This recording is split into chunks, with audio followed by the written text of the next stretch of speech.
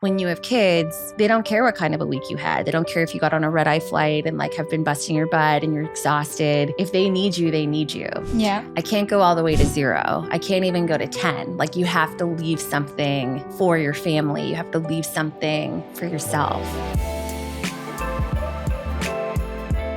I would love to talk about identity. Okay. This is going to be a little bit different. I feel like a lot of people struggle with it. Just the idea of who they are, who they think they are, who other people think they are.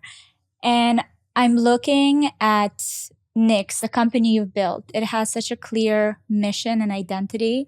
And you've done that while also having children and, doing that other thing.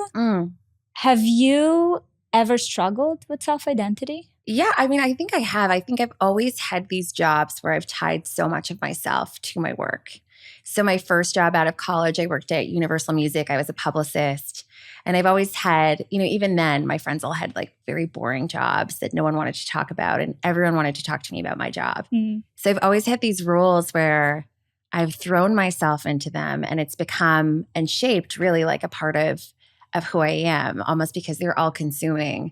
And Knix is certainly no different. I mean, my Instagram handle is Joanna Knix. Most people think it's my last name.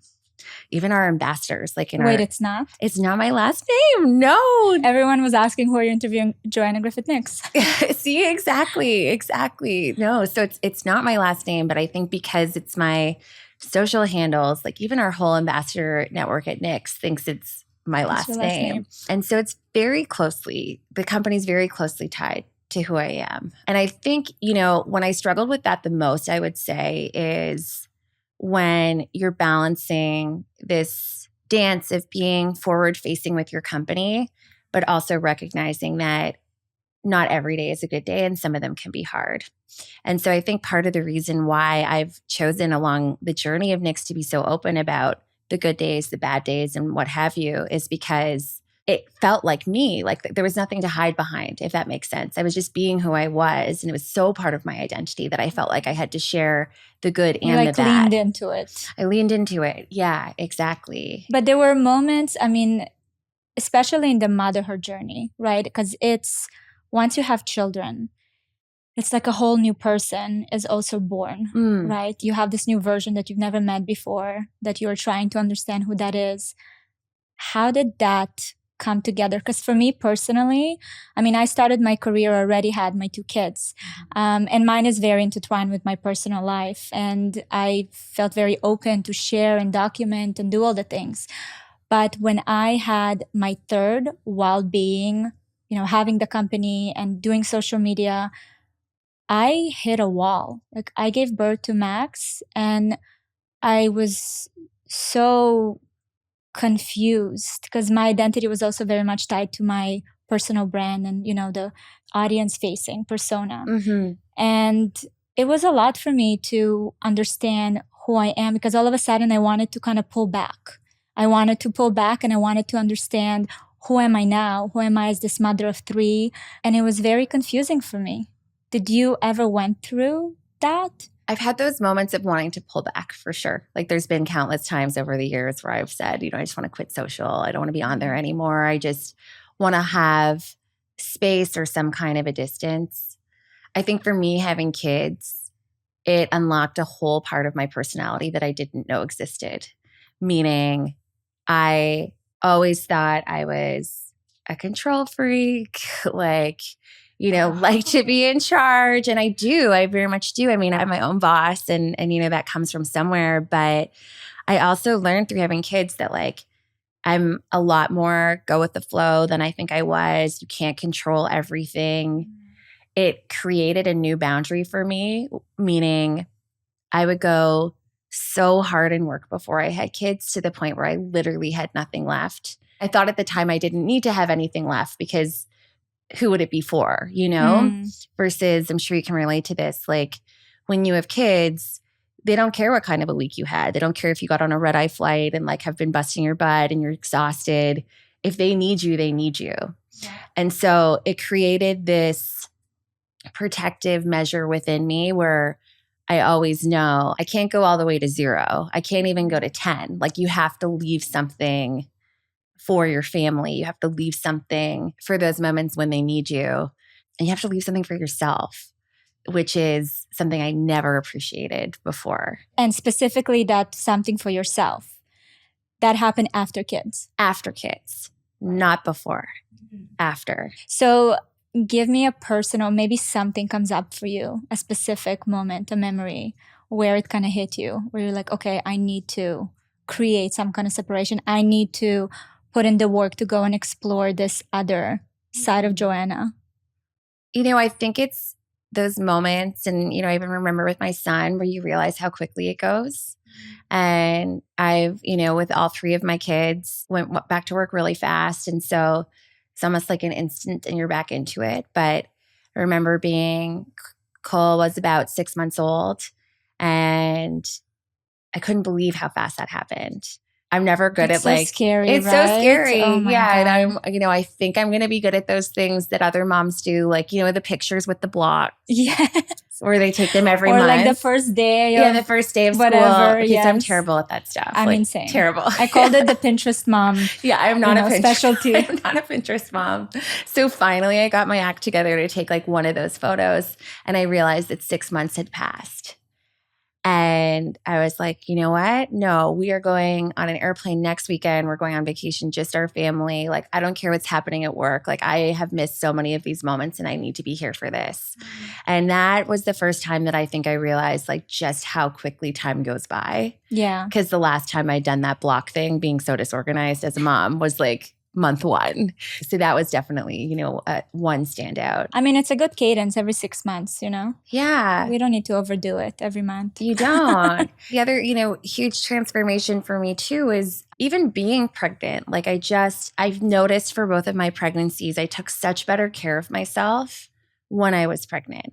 And it was almost this realization that I didn't think I deserved it when it was just for me. But when I was entrusting my body to take care of someone else, I was way more mindful about sleep, water, obviously what you alcohol, eat, yeah. when you eat everything, working out, and especially with my girls, because I knew I had this uphill battle of a twin pregnancy. My babies are big babies. My son was 9.5 pounds. I was like, how on earth am I going to have 2 of these? And so I was very, very protective of myself and my self-care and health throughout that whole process too. Mm-hmm. So it made you to really focus on It did. Yeah. I haven't really, I have good days and bad days, but I've definitely kept it up more consistently since that pregnancy. You've mentioned in the beginning of the story how before you were pregnant, you didn't feel like you were kind of worthy of that care. Where is that from? Was that always something? I don't know. I think I come from this family where everyone works incredibly hard. My youngest brother, who's 10 years younger than me, got married over the weekend, and my grandfather was there. My grandfather's 102 years old, and he still works every single day. So I kind of come from this family. They're quite religious. I mean, both my grandfathers were missionaries and ministers, so they're very religious, where it's almost this idea that your life isn't your own, your life is in service of others, and you work. And so I think that was part of the conditioning, it's just oh, well, why make time for that? Because there's so much work to do. And you can say that forever. Yeah. Especially, we're just meeting for the first time in person, but I feel like we're wired kind of similarly. The work is never done. Mm-hmm. There's no end. So I think it came from that way of being raised and really seeing, candidly, even the women in my life, in my family, my mom has had 4 kids. She's a really, really successful doctor. She was the one still at the games, picking up her kids, still hosting every weekend.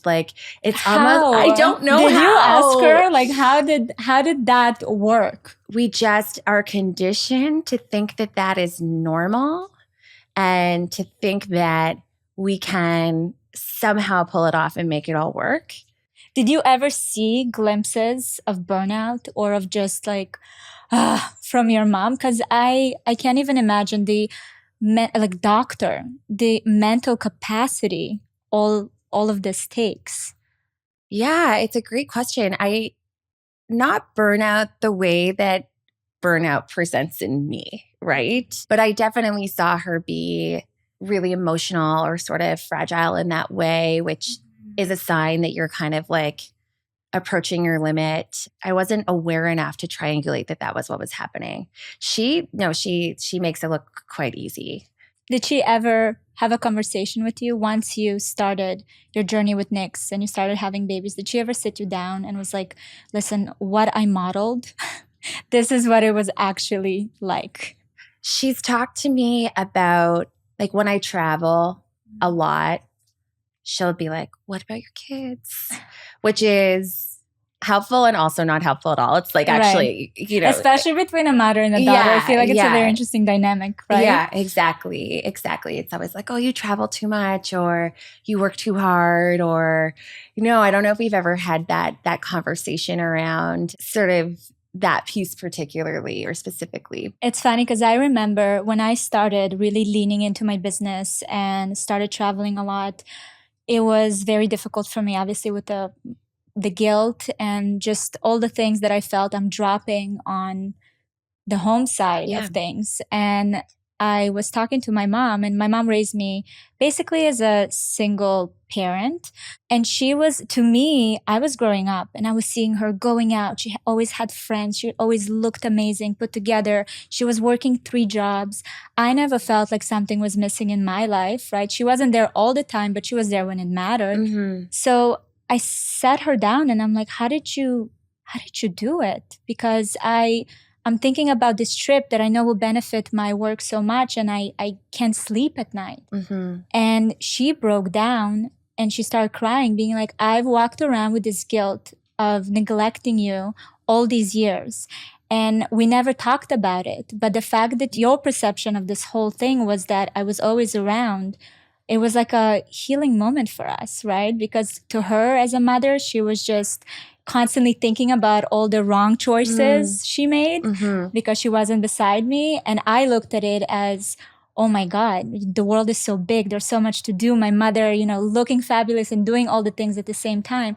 And it was such a healing moment. And it was also for me it was a green light to go and pursue everything I set my eyes on, because if she modeled that for me and that's what I grew up seeing and who I aspire to be, I mean, maybe it's going to translate into the kids, hopefully. Yeah, exactly. I don't know. You have to lead by example. Exactly. So it was a very touching conversation. So I would highly recommend for you one day to just sit with your mom with a cup of coffee and be like, hey, let's talk about it. Because I think that just the load that working moms carry is so difficult. And I was reading this research about the multiple identities that entrepreneurial women carry and the clash. Oh my God, yes. I hated this. I mean, I still struggle with it. My team knows. You do? Yes, because especially as a woman entrepreneur, it's like you run the company, but you're also the spokesperson for the company. You're expected to be like a model and show up on shoots. You're expected to run meetings. You're the good cop. You're the bad cop. You're the fundraiser. There's so many different hats that you wear. But I think if you look at female CEOs specifically, it's that expectation that they're also going to be the spokesperson. We don't put that on men, That's a really interesting point. Yeah. And then I've read a lot about this. I've thought a lot about this too, especially because the era that I've been building Knix in, which is for the past 10 years, I've seen so many female CEOs step into that role, be on the cover of the magazine or, have the whatever. The girl boss era. The girl boss era, and then be torn down for doing the thing that I'm not even sure they wanted to do in the first place. Like for me, the most stressful days at Knix, candidly, are when we're doing a photo shoot and I have to show up and be on set and do all those things. Like I admire anyone who makes it look so easy. Why is it difficult for you? I don't know. Does it pull on a different side of your... I'm so used to still being behind, from the early days of being a publicist and working behind the scenes. I think I'm open being in front of the scenes, and I'm embracing it even more. And I'm fine to talk. I'm fine to give a speech. I'm fine to share words. But when it's just about an image, I really struggle with it. Why? Is it because you're worried that you're going to be perceived a certain way, or you're a little bit. I mean, we have this joke at Knix, like anytime they ask me to do something, I'm like, okay, what's the rule? They're like, if you get canceled, we all get canceled. Oh my God. I think it's been this ongoing joke for like 4 or 5 years, because my team is, pushing me to do more and more, and I want to do it. Like I love my brand. I love what the company stands for. It's so in line with my values and the things that I care about. But it's been hard watching all of these women be torn down for stepping into that seat, And I would see it too. Like I remember fundraising in the early days of Knix, where I would go and talk to like a VC, and I wasn't really on Instagram yet at the time. And this was a particular person who'd backed a lot of the like girl boss CEOs. And he told me I was lazy because I wasn't posting in the morning what outfit I was wearing. Wow. So it was actually a mandate. It was part of, this is what you bring to the table. Yeah. It was like, what a missed opportunity. You don't care enough about your company because you're not stepping into that kind of seat or what have you. It was a really interesting dynamic. It's so interesting to look at it now, because I saw what happened with Glossier, speaking of the women that were like forefront of all of this era getting torn down. It was crazy to see how they, in a way, created this a bit of a trap, right? Even with Sophia Moroso. Yeah. She posted something really powerful, I think, when that book came out, because it was like, where are all the girl bosses? Where have they gone? Yeah. And she was like, oh, don't mind us. We're just hiding in the corner, basically trying not to take up too much space in fear that we're going to be torn down again. And I think that is like a very real fear that a lot of women face. And it started by the expectation that they should be in the forefront to begin with, which is interesting. So how do you safeguard yourself from getting into that position? Rules like, if I get canceled, we all get canceled. I love that. That I am gonna adopt. It's like, how do I safeguard? Not well. Honestly, I constantly overcommit to do those kinds of things. And then I have it's the most anxiety inducing days for me are those ones. Do you get to learn more about yourself through these kind of opportunities? It depends on what it is. Like I love long, meaningful conversations. Like I'm down to talk about whatever. So those things are so easy for me. If it's a photo shoot, am I learning about myself? I guess so. Like every time you do it, you build your confidence, and it becomes like, I don't know, what was it like for you when you first started versus now? Or you're even talking about podcasts. Like right. You still. Yeah. I feel like it's part of my self-discovery, I would say, journey. And I'm very big on self-discovery, not self-development, not self-improvement. I don't want any of that. It's more about putting myself in these situations that don't feel natural to me. Honestly, even social media did not feel naturally to me. I didn't step into it being like, this is exactly where I'm supposed to be, exactly what I'm supposed to do. It actually started from this place of me wanting to spread information. Back then it was my holistic nutrition education. And I was looking for ways to find a wider audience. Like, how do I take all of this and put it out there? And when I found social media, it crippled me. I thought that I'm coming from the background of modeling. I thought that I'm confident in front of the camera. This is like natural. It's a very natural transition. And when I turned on that camera in my kitchen and I started talking, I remember sitting and watching that video and literally going under the table, just like cringing. Yeah. I hated the way I sounded. I hated my grammar, my vocabulary. Everything just felt so wrong.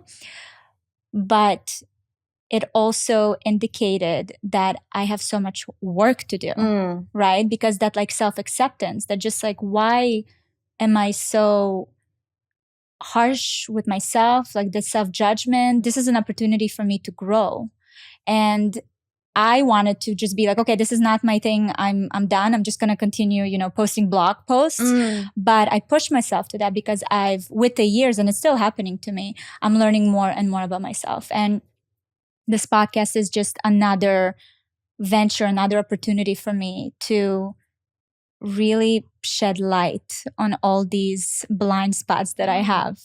So I wonder how it is for you. Like, what drives you to continue doing it? I know that you're doing it obviously for the benefit of the company because you have a bigger mission. But did you ever look at it as a bit of a self-discovery journey for yourself? Joanna Griffith, not Joanna Griffith Knix. Yeah, exactly. No, I don't think I've looked at it that way. So maybe I should start. So maybe if I change the narrative, I'll see how it goes. I love challenging myself too. Like, last week, super busy week. Some reason, was going to do speaking on stage at a big conference. As 3 months ago, I was like, I'll do a keynote, not a fireside chat. And then as the week led up, I was like, why the hell did I say yes to that? Like, I could have just walked on stage. It would have been so easy. And instead, I'm like writing a speech and stressing out. But I did it because I wanted to push myself. And so I definitely find those moments and opportunities to stretch myself outside of my comfort zone and to challenge myself. I don't know if I've viewed the more photography angle the same way. So I think it's cool. And I think, if I actually made time and space to find the ways to express myself the way that I want to, that could be something that would be really interesting for me too. Yeah. I found that a lot of my weaknesses became my powers once I changed kind of the way I view these opportunities. I'm excited. I'm going to touch base with you about it next year. Be like, so how's that going? Yeah. And, it's cool too, because I think through the brand, we really encourage people to model, to step outside of their comfort zone. And so I've done so many things I never thought I would do. Like what? Like last year, we did this event called Confidence Tour. And I saw that. That looked amazing. It was so fun. Like, it was one of the best nights of my life. Like, who knew being in a room full of like women in their underwear just screaming and shouting could be so much fun? But it was. And, I thought I was going to help host and MC the event. But I ended up with Sarah at Birds Papaya, who opening the show, like walking down the stage in my underwear, like kicking everything off. And I knew, I was like, I have to set the tone here. If I don't feel confident and bring the energy, how can I ask other people to do that? And so I found myself in moments like that where I am really stepping beyond something I ever could have imagined I would do. Being able to do something like that and show up and have the confidence, even if I didn't, but I did it, and it was fun and it started something. So in those moments, I definitely look back and I'm like, wow, I've come so incredibly far. Like if you told me 10 years ago I would do this, I never would have believed you. And I love measuring progress on those kinds of milestones, not like awards or customer counts, but like something that would have scared the shit out of me, or a problem with work that would have broken me. Or I'm sure you can relate to this, like in the early days when you're starting out, you take everything so personally, like so many really hard moments and days. And yeah, like looking at those things and being like, wow, okay, year 2 of Knix, this would have had me on the floor, and it did have me on the floor. And now I'm just like, brush it off. Like, right, just another day. Just another day, keep going. Yeah, so there are moments like that where I'm proud of myself for sure. Yeah. The early days of Knix when you were on the floor. How did you get back up? Sometimes slowly, truly. And sometimes I didn't want to.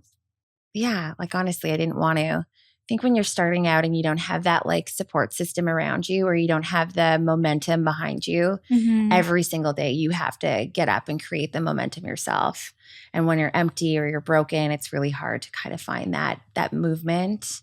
I always, from day one, attached Knix to something bigger than me. I was like, our purpose is so much greater than selling underwear. Like if we deliver in helping people authentically like who they are, then we will have made a really big impact. And so that was very helpful for me. It made it easier to ask for things. It made it easier to fight for things. It made it all feel a lot less self-centered or even though it's not, starting a company isn't self-centered, but you know what I'm talking about? 100%, Like because you put yourself out there every single day, right? Like raising money, you know, proving to people that it's something worth believing in. It's very personal in the beginning. Yeah. It started becoming less personal when you build an infrastructure and people, and it's becoming a bit more, there's a bit more order. You can step back a little bit, but I think it's very personal. That's why I'm so curious about your personal journey, because in the beginning of building something like that, you carry it on yourself, on your shoulders. And the company didn't have the data and the success rates and the stories back then, right, to back it up. So you have to continue like telling that story, that narrative of what it's going to be. My first investors, when they met me, you know, they shared this with me after the fact, like probably a couple years ago. So not at the beginning. They said, Joanna, we gave you money because we knew that you would rather die than not pay us back. Like failure was not that. Do you know what I mean? Like pivot, evolve, change directions, like end up in a completely different place, no problem. But I was always going to give them their money back. Like I just took it so personally and so seriously. And so I had to keep, and that, you know, that's one motivator was the expectations that other people have on you. But I think I grew up like just in a really high accountability household where if you say you're going to do something, like you follow through. Yeah. I mean, I've led the company that way too. Like if we say we're doing something, chances are we've already done it. Like so many people say and then do. I want to do and then say, you know? So are you the same like that in your personal life? 100%. Yeah. I don't understand people who are flaky or let others down. It doesn't sit right with me. I completely respect the idea of saying no, you know, or like protecting yourself and your boundaries. I'm very much like if I say I'm going to do something with a friend or a family member, like I'm going to do it. No excuses. No. Yeah. Yeah. And that's, you know, I wanted to dive a little deeper into this whole work-life integration. And I started using the word integration, not balance, because I hate balance. Same. Yeah. Balance is very misleading, but integration feels more effortful and a bit more of a process, which it is. How does that look like for you? You know, I'm lucky now being 10 years in. So, you know, I've realized it really is a marathon. It's not a sprint. And so you have to kind of like find the moments to make it work. I'm very protective of my weekends. So really try to be present in there with my kids over the weekends. We've made a lot of choices in that regard too. Like a lot of people would have had more extra help than we chose to have. But I knew if I had that, then like I wouldn't be there as much, if that makes sense. So definitely in that regard. And then I love the word integration. I also love this idea of rhythm. And I heard someone say this when I was first starting out, and it made a lot of sense to me. It's like you're going to have moments in your life where you're really busy and you can't spend as much time with friends or family. And then you'll find yourself on a downbeat where you have a little bit more time on your hands. And so in those downbeats, make sure you refill your cup and make sure you're taking advantage of those moments and kind of being around the people you love.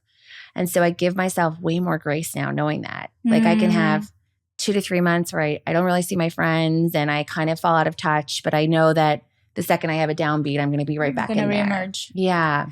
When did it happen? Because for me, in the first, I would say 5 years of my business, every time I didn't yield results, I felt guilty. So that kind of rhythm of recognizing when you're up, it's time to push. And when you're down, it's time to let go and fill up your cup in other areas. I was giving myself so much guilt during the downtime because I was like, what am I doing? Like the business is not moving. It's not. Yeah. How do you navigate that? I want to say I can relate to that. I definitely can. Because not in reality, in the idea of leaning into the downtimes, it's really beautiful and nice, but it's very hard to do. It is. Okay. So I have 2 speeds, like 0 or 100. Nothing in between. Not really, but I can go to 0 like in a way that I think surprises people. Like Really? if given the opportunity, I can lie in bed all day, binge watch reality TV for like 10 hours at a time. Like I can just like take that moment, you know? When I started my undergrad career, I feel like I started more at 0 than I did at 100. And then I like learned to live more at the 100 level, probably in fear of the 0. So I started to allow myself to do that when I realized that going there didn't mean that I couldn't dial back up, you know? Especially, I think, because in those early days of Knix, when you would stop, it would be so hard to get back up. Yeah. The rhythm, Exactly. So you sort of had to, because the momentum wasn't there. So like I said, you had to drive it yourself. What I'm trying to do more now is maybe not, I'm not doing this successfully. So I'll just say that maybe not live as much at either extreme. Like what if I spent more time somewhere between 0 and 100. What would that look like? You know, how great would that be? So I'm trying to do more of that. Do you have any reminders for yourself for that? Like anything that kind of like, okay, I'm going too much here and too much there. Remember? I feel it in my body. Like I start to feel anxious and I know that I'm like about to overdo it. So it's more of like an alarm system than a reminder, I would say. Like, I don't know if you can relate to this at all. 100%. It's just like, I'm like, oh God, we are like 1 week away from complete crash. Yeah. So then I have a chance to stop it. So I think that's good. Yeah. I've tried to learn. I work with a hypnotherapist. That's been something that's been really important to me. Ooh. Yeah. I know I've been doing it for 3 to 4 years. I feel like you would be. Yeah. Tell me more. How did that come about? I got connected to her through a good friend of mine, Michelle Romanoff, who's also an entrepreneur. And we started working together throughout COVID, really, after my son was born, but before my girls were born. That's one of the things I've really been working through is getting my mind to thrive in the quiet. I can thrive in the chaos more than most people. Like I like chaos. I can deal a lot with change, but how do I learn to actually like thrive and recharge in the quiet? And that's something that I've been really working on. I think a lot of people don't realize that part of I don't even know if it's just entrepreneurs anymore. I feel like in today's time and age, we're all are in this chaos constantly, that the idea, even when we create this quiet environment, we actually don't know how to tap into it, like actually be in it. We right? don't. That's why I think a lot of the concept of like self-care and self-love, a lot of it started with a lot of fuzzy and kind of, you know, like have a mask, have a bubble bath. Yeah. And it's creating the environment. But if you can't like reset your mind, it's not going to work. It's not going to work. Yeah. So for you, the hypnotherapy has helped because I was very much the same. I mean, working in music, my first job, there was music blaring at every single person's desk. Like this was how I learned to work. So when I was writing my GMATs to go to business school, I had to go study at loud cafes because I actually couldn't think in a library. Like I need to exist in the chaos. Yeah, there was like a really cool visualization exercise I did with Grace, who helps me. And it was this idea that I've like lived in this room that's just filled with like graffiti everywhere. And it's like shape shifting and stuff. And then when it's a blank canvas, like what can you start to create, you know? And how do you like become more comfortable sitting in those quiet moments? So even now I don't travel as much as I used to. I used to travel a lot more before COVID, but you know, how do you use those times to just have a minute when you're on an airplane by yourself without just the distractions? Sitting in a blank room. Yeah, exactly. I love that. Yeah, I can visualize that so clearly. I know. And back to the identity thing too. She really helped me with that as well. Like I did this one exercise, and this is part of the reason why I made the decision to sell the company or sell the majority of the company. Was I did this exercise and there was like a paperweight, like a glass paperweight in the shape of a prism.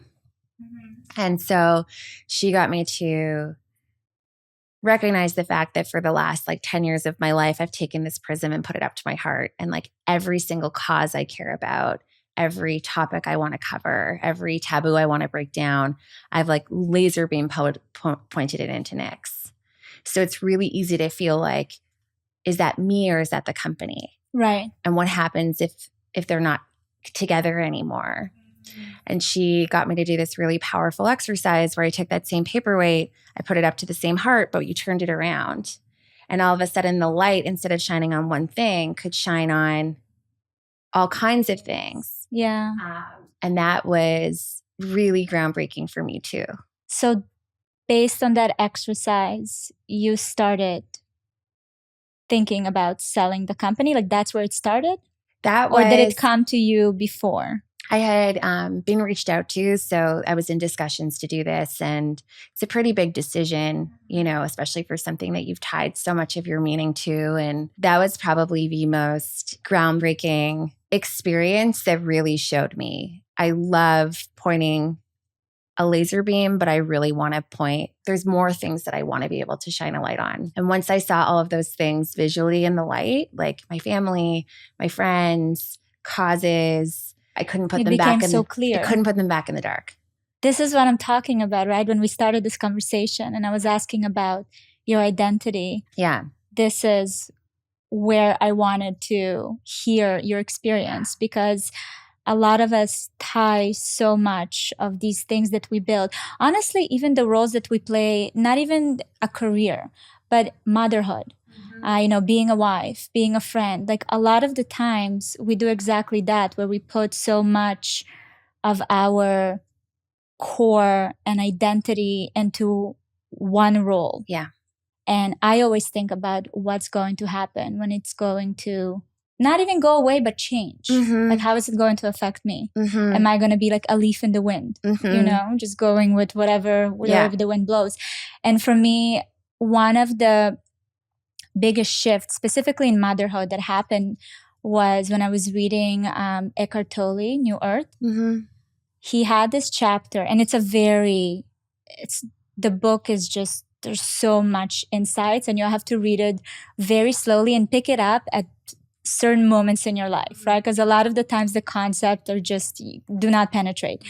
And I picked it up at this moment where I was in a bit of a struggle between leaning more into my career, but then creating a space for my real self and moving, away from the identity of the social media persona, but then also feeling guilty that I'm not running towards my identity as a mom. Like I didn't fully feel like I will be happy doing that 100%. So very confused. And I read this chapter about the roles, and he was talking about the concept of these are all roles that we play in our lifetime. And sometimes these roles will change, will go away. And this constant importance of building the core, that identity aside from all these roles is so important, because you'll be able to know when to surrender, when to let go, when to pull one closer and, release one. And that just changed my life. It made everything so much more simple.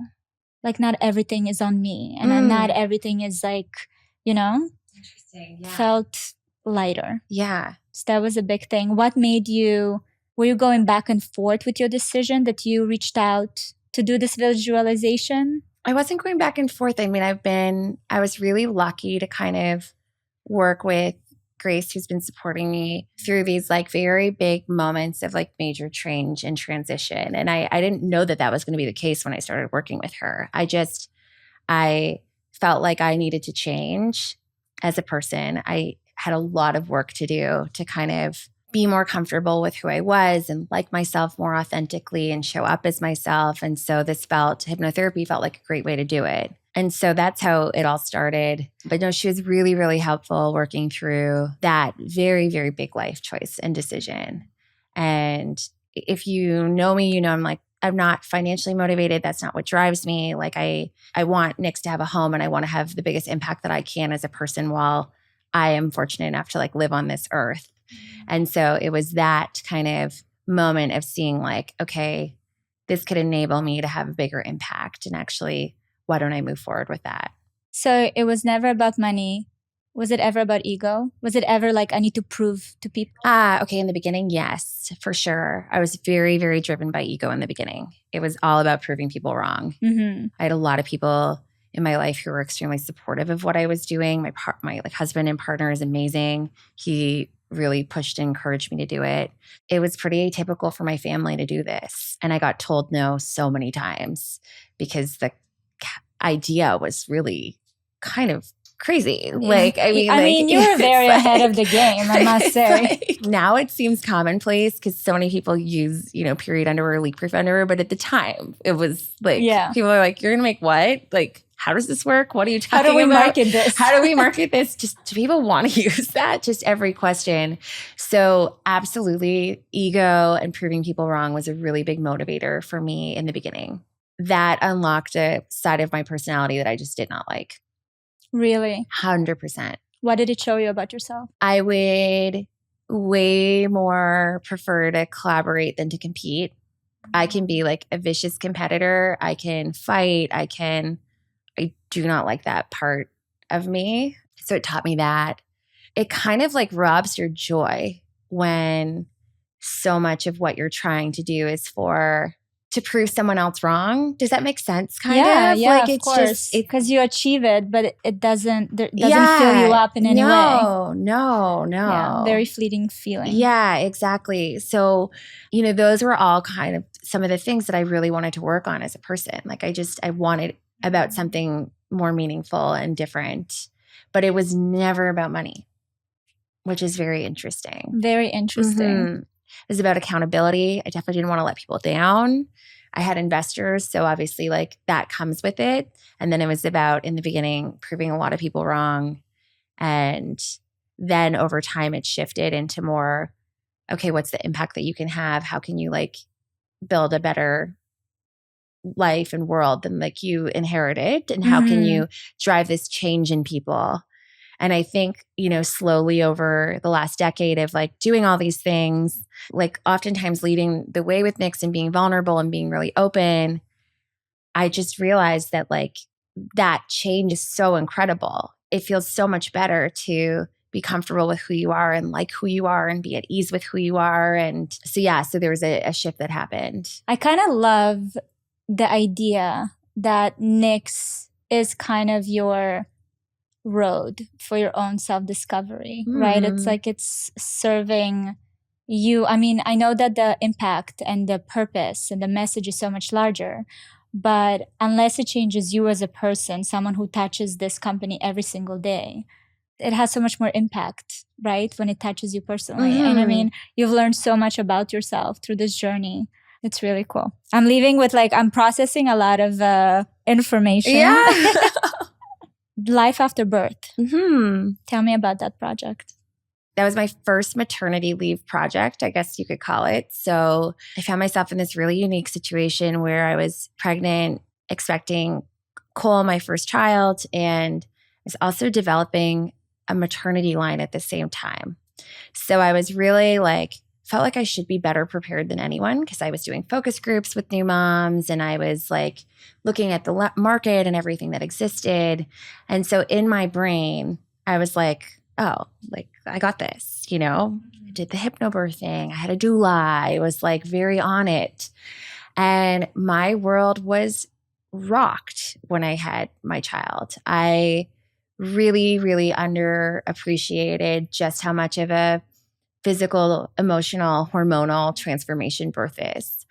And I found myself delusionally thinking 3 days after giving birth to my son that I could go to an award show and accept an award and give a speech. I was oh, maybe I'll be there. Absolutely not. And instead, I found myself in a consultation room at the hospital because I was having such a hard time with breastfeeding. And it was getting to the point where we're kind of okay, what are we going to do here? That whole experience really took a toll on my mental health. And, I think so many people experience postpartum depression. It takes many different shapes and forms. I remember coming back to work maybe 4 weeks after Cole was born, and we were going to launch this maternity line. And I made this incredibly bad PowerPoint deck and said, this is what I want to do. And I just showed all of these graphic, visceral images of birth and post-birth. And they almost felt like photography from a really intense war zone or something, because you just see the people so raw with emotion. And, so that was the idea. And my team was what has happened to Joanna? She wants to, what does she want? I was a like, new Joanna is born. I was like, I don't want to talk about the product. I don't want to do anything. I just want to make an art gallery that just has all of these images and celebrates like the strength and beauty and acknowledges this idea that like you're not postpartum for one day, for 3 weeks, for 6 weeks. It's not the 4th trimester. You're postpartum forever. Mm-hmm. And so we turned it into this gallery and we launched it in Soho, New York. There's some hilarious behind the scenes footage of putting that gallery together because we do. Can only imagine. Yeah, we're still, I still like to be scrappy. My team's always like, get someone to help us with that. But, we like put all the images up ourselves. Cole, my son, sat in one of those like self baby Bjorns. Mm-hmm. And we left him for 2 hours. And he was staring in front of like this really horrific graphic image. We didn't realize that we'd just been facing this thing for like hours. But no, we launched with this dinner and it was like one of the best nights I think we've had at Knix. Like not every, but like so many editors came from across New York and we just sat and had this intimate conversation and everyone was crying and everyone was hugging and everyone was like really leaning into these conversations in a way that they hadn't before. That's Life After Birth. It started as a photography exhibit. Rizzoli, who makes like beautiful coffee table books, published it as a book. It came out probably a year or so ago. And you're in it. Yes. Yeah. Yes. Very honored. No, I love the project. I love the intention and the messaging and just the exposure to these images that we don't often see. To be honest with you, those still are very scary to me. And I gave birth 3 times, but they're so powerful and it represents a huge shift in a woman's life. How did you navigate that? I call it the 4th trimester. Mm-hmm. How did you navigate that 4th trimester and going back to work? I mean, this book or exhibit really became my focus. It was kind of my way back into work. I love when I get to do those, like I said, things I care about. So I really focused a lot on creating that exhibit. And it was super healing for me too, to kind of collect these stories and hear from all these different people and recognize that in those moments where I felt lost and alone and overwhelmed with love too, though, because you like have this person who needs you, that I wasn't alone. And there's so many people who have been through something similar. So it helped me get back to work, actually. It like gave me that purpose. And it was such a great, incredible thing to get to be a part of. That's so beautiful. The feeling of that aloneness and the duality of motherhood, where you feel whole and empty and, fulfilled, yet completely lost. You don't know who you are, yet you do know who you are. You're trying to figure out. There's just so many layers of that. I mean, I love that I've kind of hear that you have a way of dealing things, and it's through these like creative projects. It's right? True. It's true. I say my superpower is I can turn pain into purpose. Like I am really good at kind of finding my way through these moments of personal darkness through creating something bigger with it. You know what I mean? Like I grew up with really crappy body image, and so Knix has kind of been a vehicle to help work through that. When I experienced pregnancy loss, we started Faces of Fertility, our campaign, where we really shined a lot of light on how hard that is. And that gave me so much meaning to kind of like rally behind that piece. I don't know if it's a tip or if it's a tool or whatever it is, but I think that as a society, we put so much pressure when we're having those thoughts and feelings to ignore them and to not talk about it and to kind of suffer your way through alone.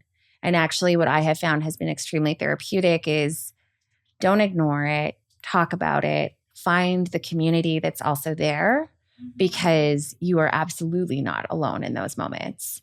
And so I think that's what these creative projects allowed me to do.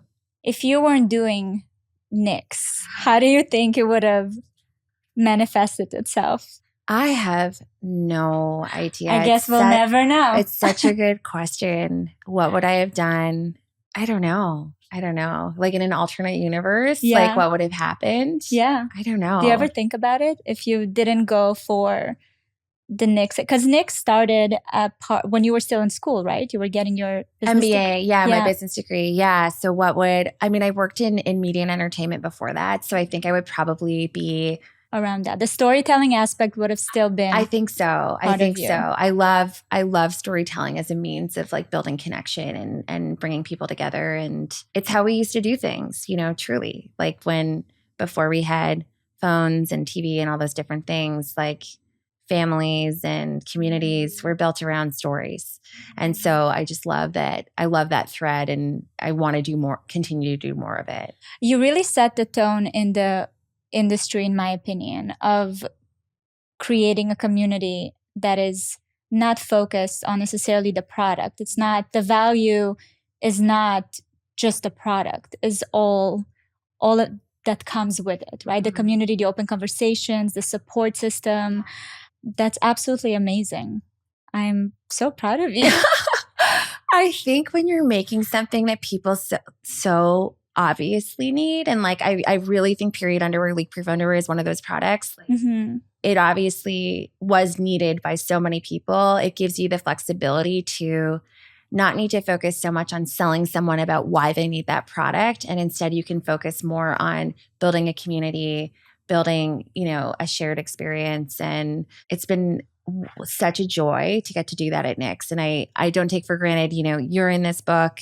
Phenomenal people have lent their stories to us. And it's something that we really cherish here, is that people trust us enough to kind of act as that vehicle to share their personal experiences and stories too. And you continue to expand on the overall messaging and the layers that Knix touches, like even in terms of, I know you're writing a book. Did you already release the book, the period book? Oh yeah, we did. Yeah, we launched a book, a kids' children's book about periods called Some Periods, which is designed to help parents really facilitate early conversations with the kids in their life about periods. Yeah. So you keep like pushing, the envelope on, this is a product, but it touches the postpartum. It touches this. It touches women in all, ages, sizes. Through our fund, we're like helping produce a documentary that I'm really excited about. So we're doing a lot around storytelling, and it's so exciting. That's your superpower. Storytelling, you think? 100%. Oh, I would love that to be my superpower. It is. Cool. I mean, look what Knix is built on, right? Yeah. Storytelling. Yeah. It's beautiful. Okay, final question. I want to touch on self-worth and self-esteem. Mm-hmm. So self-worth is, just going to define it for you. Unconditional self-worth is distinct from our accomplishment and abilities. It's not about comparing ourselves to others. It's not something we can have more or less of. Mm-hmm. Self-esteem derived from our abilities to accomplishments, social positions, and things we believe we can achieve. If Knix is gone tomorrow, God forbid it won't, but if it's gone, do you feel the self-worth will stay? If you built yourself up through this development of the company, of this amazing company you built, to withstand, I think I would have a hard time. I won't lie. I think it would be rocky at first, but going back to that session I did, the beam was pointed towards Knix. The heart and all of the things that I care about came from me.